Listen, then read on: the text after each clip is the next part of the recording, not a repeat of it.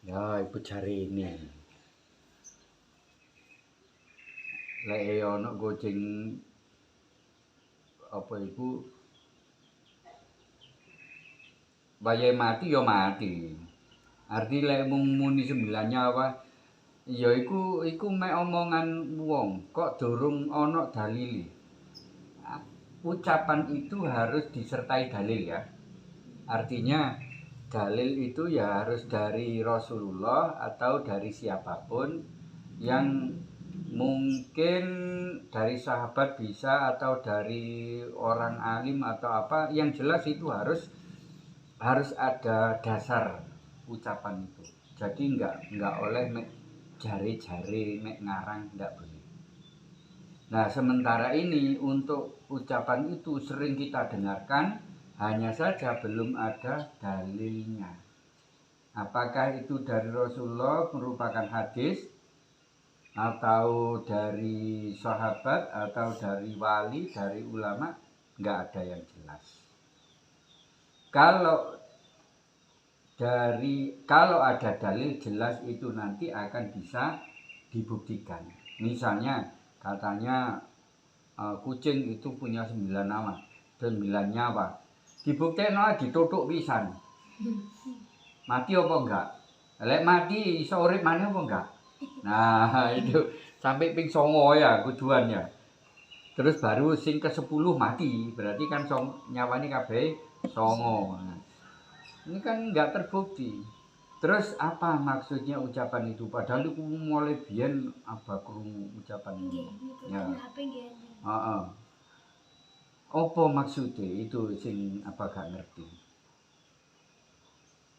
Nah, itu apa durung roh dalile tentang 9 nyawa. Yang jelas itu. Ya engko digoleki neh apa kucing iku duwe 9 nyawa, digoleki dalile sih. Nah, sing jelas sampai saiki durung roh. Ya apa? Dajjal niku sekarang berada di mana? Nah, itu rahasia.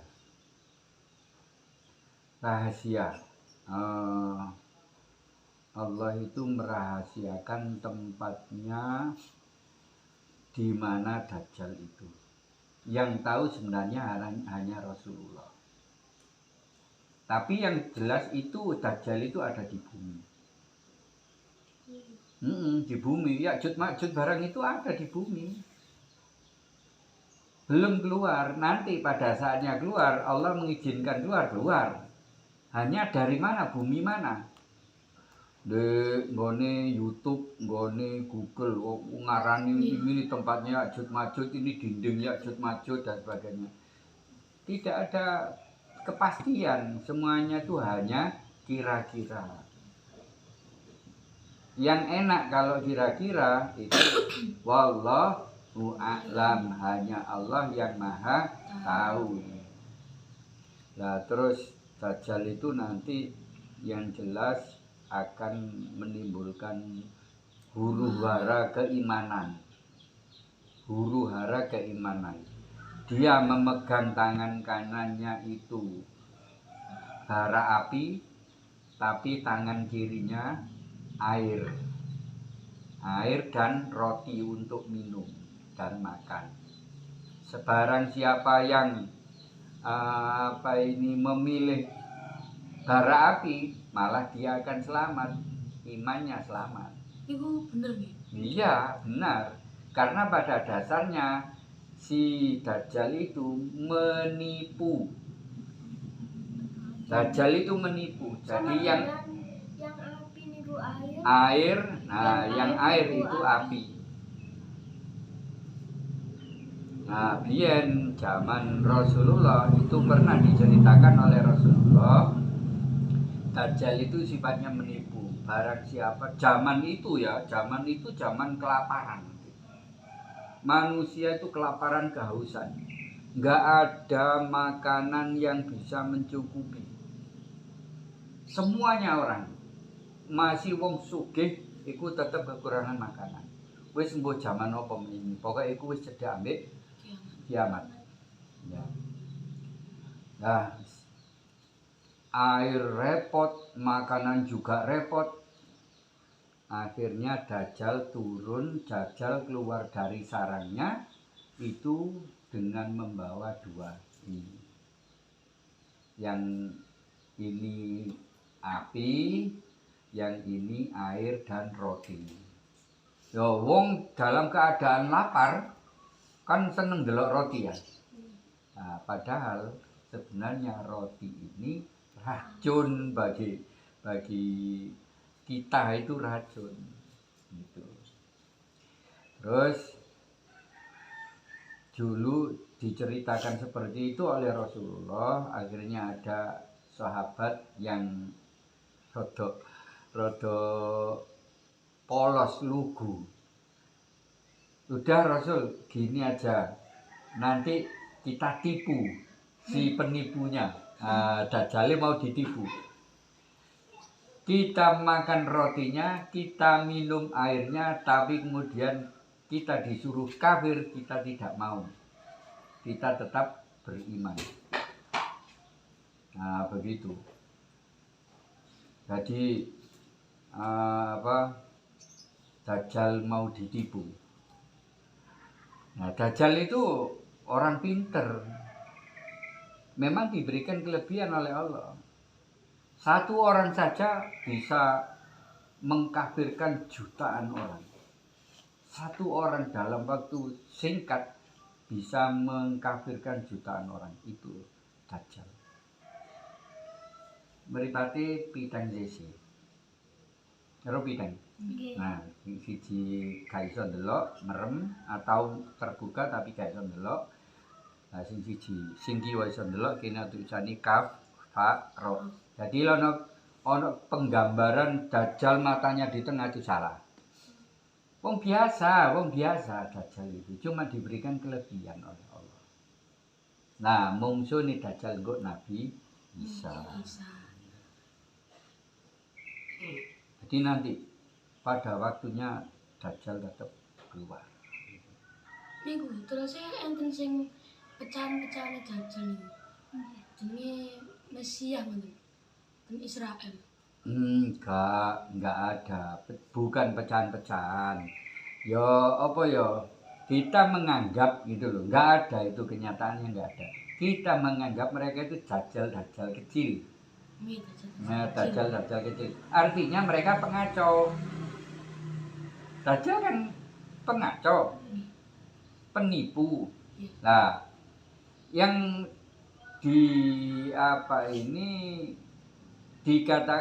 yang punya sifat penipu dan pengacau, ya itu kita sebut Dajjal.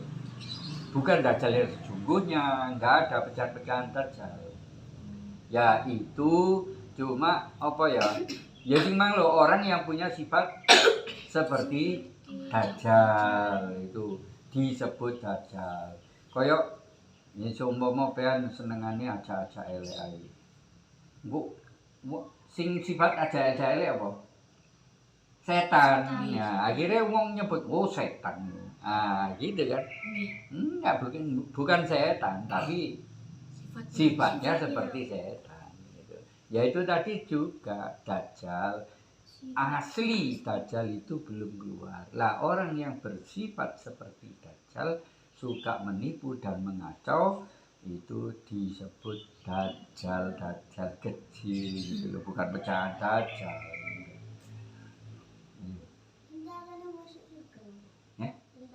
Nah, bisa masuk surga, bisa masuk neraka. Tentara itu macam-macam. Tentara kan manusia biasa. Nah, agamanya kan macam-macam.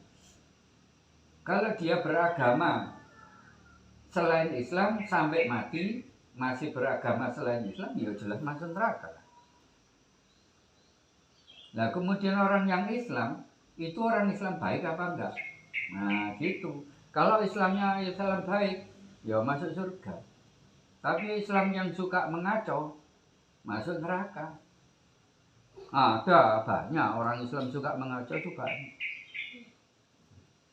Nah itu sing nyolongan, nah itu yang mengacau.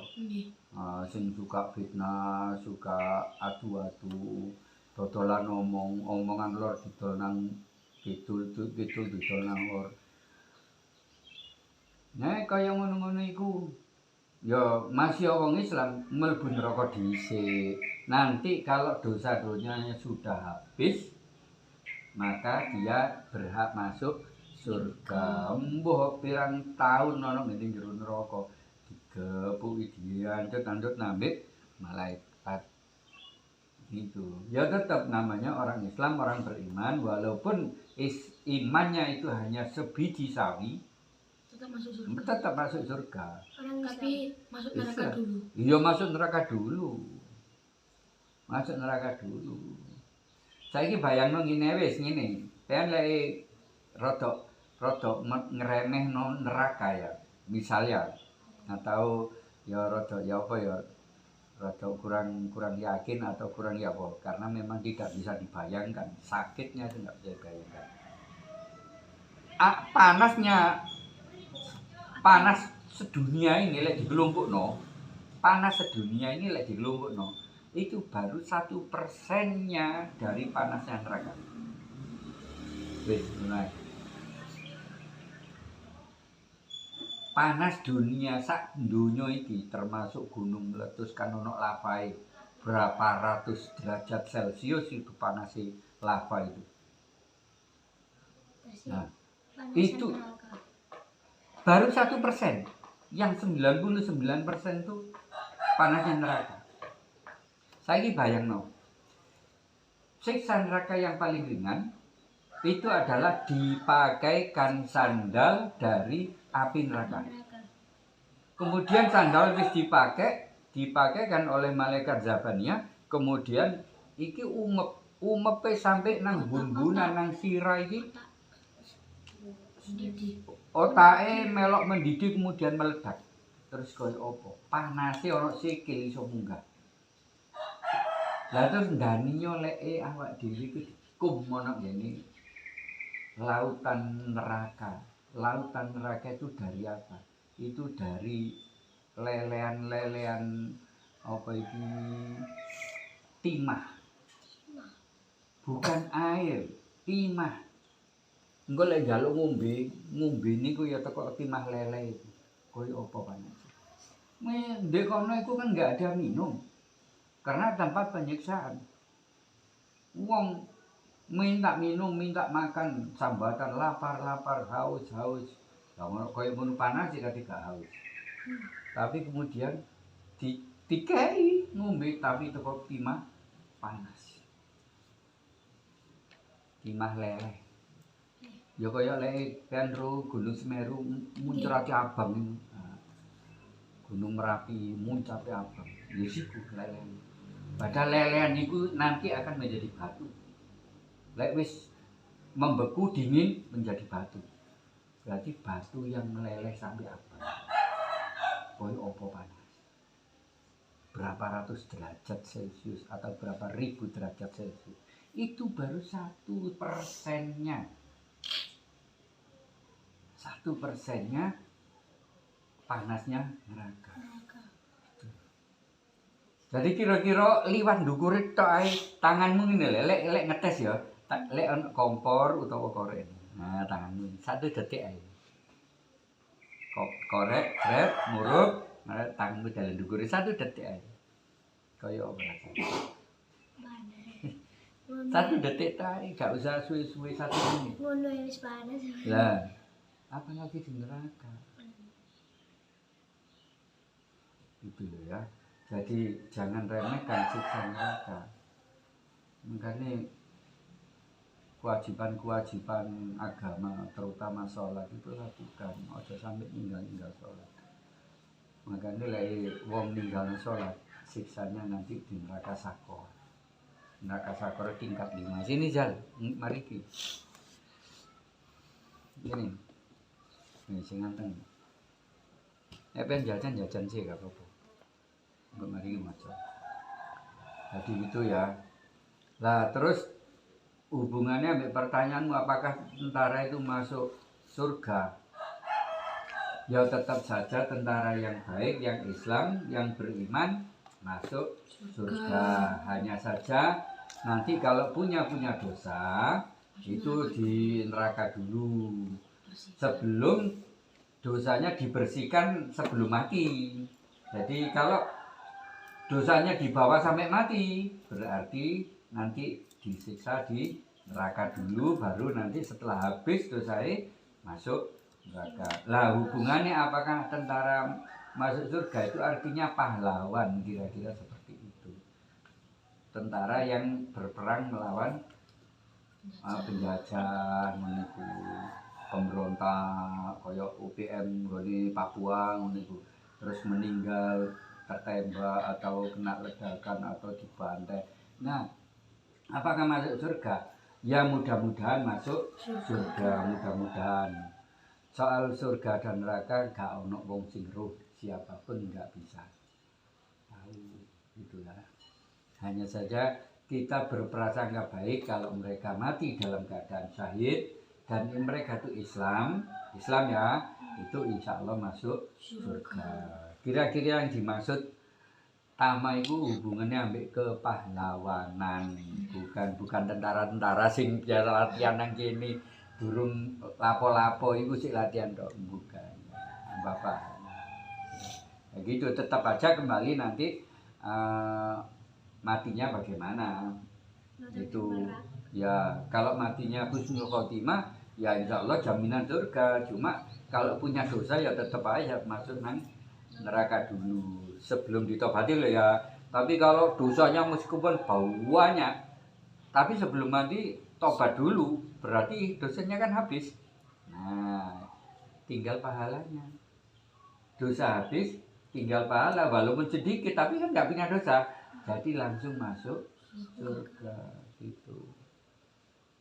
Makanya sering-sering istighfar, minta ampun kepada Allah. Kita nggak tahu apakah yang kita ucapkan tadi keliru atau salah, yang menimbulkan dosa atau tidak.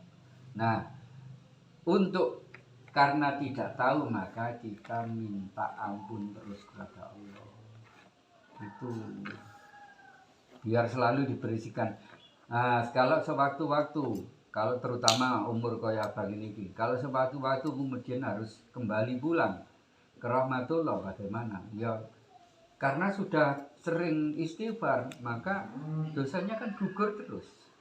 Nah, Allah itu senang kalau ada orang minta ampun, maka Allah akan mengampuni. Itu walaupun dia melakukan dosa lagi, minta ampun lagi, melakukan dosa lagi, minta ampun lagi. Artinya orang ini percaya bahwa Allah itu Maha Pengampun gitu.